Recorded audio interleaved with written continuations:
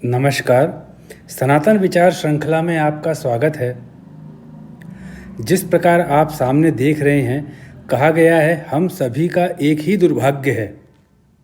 दुर्भाग्य का मतलब यहाँ पर मात्र इतना है कि कोई कमी जो हमको स्वयं की पता है, फिर भी हम उसको रहने देते हैं अपने साथ में, और उसी कमी के साथ में हम अपने जीवन को आगे चलाने का प्रयास करते आ रहे हैं।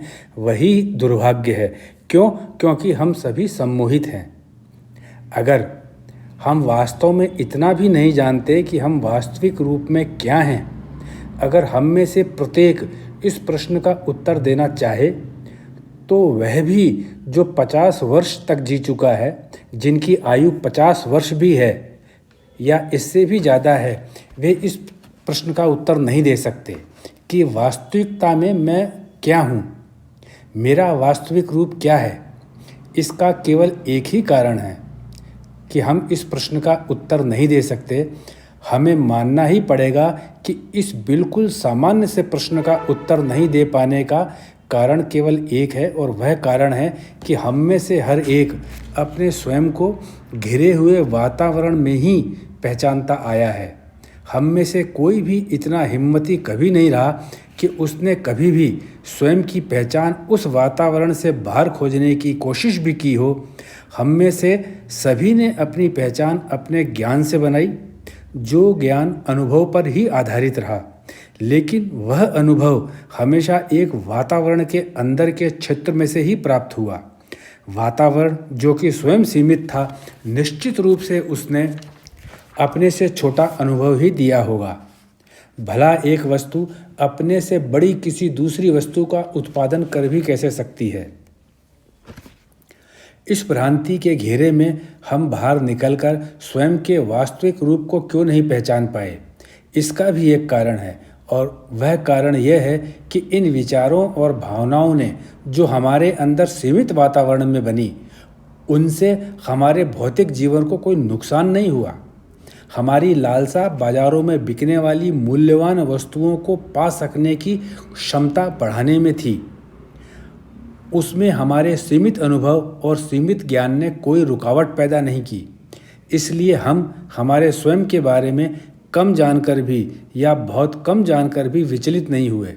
भले ही इस अल्प ज्ञान के बादल ने हमें हमेशा ही घेरे रखा और ज्ञान की वास्तविक किरणें हमारे तक भले ना पहुंची, फिर भी हम संतुष्ट होने का प्रयास करते रहे। हमें यह याद रखना चाहिए कि वास्तविक पहचान के बिना हम संतुष्ट होने का प्रयास ही करते रहे, लेकिन संतुष्ट तो आज तक नहीं हो पाए, और हमें स्वीकार करना चाहिए कि संतुष्टि प्राप्ति का कार्य हम कर भी नहीं रहे हैं। तो संतुष्टि मिलेगी कैसे? इस सीमित ज्ञान का प्रभाव हमारे विचारों पर इतना गहरा पड़ता रहा कि हम क्षणिक हो गए। कहने का मतलब है कि हमारे व्यवहार, अपने व्यक्तित्व का स्थायित्व केवल एक क्षण रह गया। एक क्षण, एक पल में हम लोगों का व्यवहार बदलने लगा। किसी एक का शब्द हमको उत्तेजित कर सकता है, केवल एकमात्र शब्द, वाक्य की नहीं, शब्द की बात पल भर में हमारे दिमाग का संतुलन बिगाड़ भी सकता है। जबकि आज के ज़माने में हम में से कई लोग काफ़ी शिक्षित हैं, उच्च पदों पर कार्यरत हैं, सफल व्यापारी हैं, कहने को बुद्धिजीवी कहलाते हैं। हम वास्तव में अपने वर्तमान में अपनी ही वास्तविकता से परिचित नहीं रहे। हम अपने उस स्तर से बिल्कुल अनजान बनकर रहते हैं। वह स्तर कौन सा है? वह स्तर है दूसरों के प्रभाव जो हमारे ऊपर पड़ता है। वह इतना गहरा प्रभाव पड़ता है, वह लेकिन होता दूसरे का है, जिसका कोई लाभ नहीं होता, केवल और केवल हानि होती है। वह स्तर जो बाहरी वस्तुओं से लगाव का है, जिसे एट्रैक्शन ना कह करके आप एग्लोमरेट हो जाते हैं उस चीज़ के साथ। वह हमारा स्तर जो दूसरों से घृणा का है। ये सारे स्तर जो हमारे हैं, ये हमारे अंदर एक दूसरे के साथ में प्रतिस्पर्धा करते हैं और एक दूसरे को दबा करके ऊपर चढ़ना चाहते हैं। इससे इन सभी का स्तर हमारे अंदर बहुत ऊंचा उठता जाता है। हम सभी अपने ही गाढ़े रंग में इतने रंगे हुए हैं कि इस दुर्भाग्य से हम अपने को दूर करने की सोचते भी नहीं। आपने इतने धैर्य से ये बात सुनी है, अब कृपया स्वयं सोचिए, क्या दूसरों का प्रभाव, भारी वस्तुओं से लगाव या कृषि से घृणा, ये सभी दुर्भाग्य क्या हमारे साथ जन्मे थे? ये हमारे अंदर कब आए? किस कारण से ये हमारे ऊपर अधिकार करके बैठ गए? हमको यही विचार करना था। इसी विचार को प्रबल करने के लिए तो हमने शिक्षा प्राप्त की थी। अगर अभी भी हम इस अभ्यास को शुरू भी नहीं कर पाते हैं तो फिर हमारी शिक्षा का महत्व ही क्या रह जाता है? जबकि सभी धर्मगुरु अपने प्रवचन में एक ही संदेश देते हैं। वे हमेशा कहते हैं, हमारे सभी के हृदय में ईश्वर के साम्राज्य की सत्ता स्थापित रहती है। वही हमारी आत्मा है। वह एक सूक्ष्म हमारे जीवन को चलाने का सहारा है। फिर भी घृणा, वस्तुओं से लगाव, दूसरे का हमारे ऊपर पड़ने वाला प्रभाव हमेशा हमको सम्मोहित करता रहता है। यकीन मानिए, ये सभी केवल सम्मोहित ही नहीं करते, बल्कि पूरा जीवन हम सभी को अपने सम्मोहन में जकड़े रखते हैं और हम लोग इसी में अपनी संतुष्टि, खुशी, तृप्ति, प्रसन्नता पूरे जीवन खोजते रहते हैं। इतना सा भी समझने का प्रयास नहीं करते कि ये हमारा वो दुर्भाग्य है जिसे हमने स्वयं ने अपने जीवन का हिस्सा बना रखा है, जबकि जो हमारे अंदर ईश्वर के साम्राज्य का अंश है उसके मूल्य को स्वीकार करने का कभी भी प्रयास नहीं किया। यह एक गलती है जो केवल एक मनुष्य की नहीं है, पूरे मानव समाज की गलती है और उत्तरोत्तर समय के हिसाब से चलती चली आ रही है। पीढ़ी दर पीढ़ी ये गलती एक दूसरे के साथ में आती है, क्योंकि व्यक्ति जिस वातावरण में रहता है उस वातावरण में वह सीखता ही वही है। सभी प्रकार की शिक्षाओं के विद्यालय हैं, महाविद्यालय हैं और विश्वविद्यालय हैं, लेकिन एक ऐसा गुण जिसके रस के बिना किसी अन्य का स्वाद भी नहीं आता, उस गुण को सिखाने के लिए कोई शिक्षा केंद्र ढूंढने से भी नहीं मिलता। मानव के जीवन में आने वाली सभी समस्याएं मानव के लगाव के कारण ही है। आप अच्छी तरह से जानते हैं, जहाँ मोह है वहाँ मोक्ष नहीं रहेगा, जहाँ लालच होगा वहाँ संतुष्टि नहीं रहेगी, जहाँ घृणा होगा वहाँ प्रेम रह ही नहीं सकता, जहाँ दूसरे अन्य का प्रभाव होगा वहाँ स्वयं का विकास कभी नहीं हो सकता।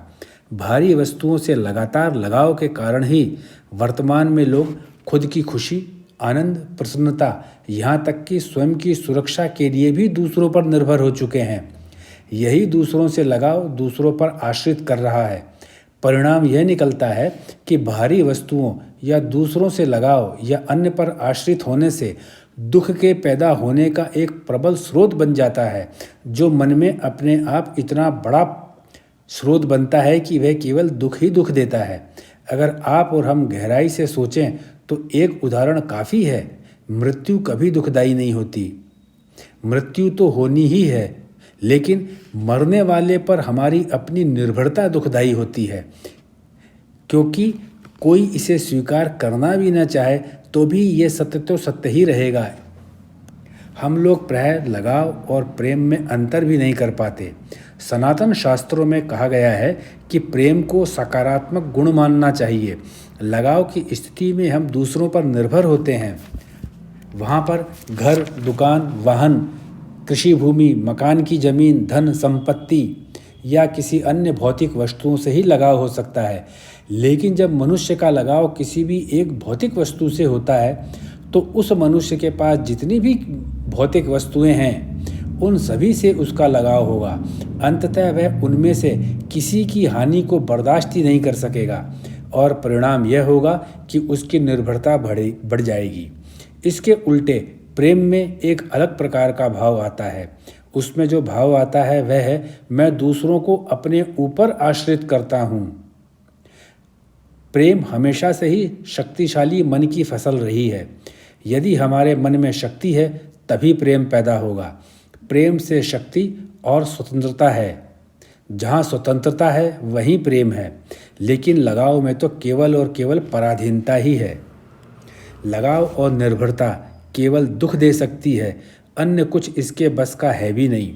लगाव स्वयं में इतना कमज़ोर और निर्बल है कि वह किसी मनुष्य का सहारा बन भी नहीं सकता। इसको बिल्कुल उसी प्रकार समझना चाहिए जिस तरह एक स्वयं केंद्रित व्यक्ति जो सेल्फ सेंटर्ड होता है, जिसको केवल अपने बारे में ही सोचना होता है, वह केवल अपने जानकार लोगों से लाभ लेने की ही सोचता है, और जब उसको पता चलता है कि अब उसको व्यवहार में किसी दायित्व का निर्वाह भी करना पड़ेगा, उसी समय उसके पास जो बहानों का खजाना है वह खुल जाता है। और जब हम उस व्यक्ति को पहचान जाते हैं, तब जाकर के हमारा सम्मोहन टूटता है और हमें एक बहुत भारी कष्ट का अनुभव होता है। बिल्कुल इसी तरह हम सभी का सम्मोहन जो है, भारी वस्तुओं के प्रति लगाव, घृणा, निर्भरता, दूसरों के प्रभाव से जुड़ा हुआ है।